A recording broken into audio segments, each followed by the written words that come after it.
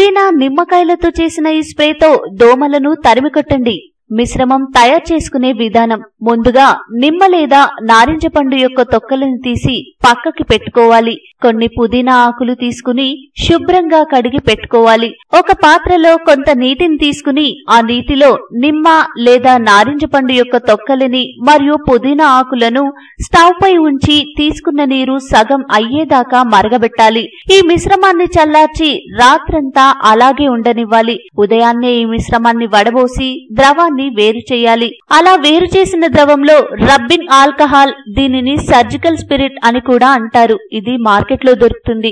దీన్ని సమానంగా కలపాలి.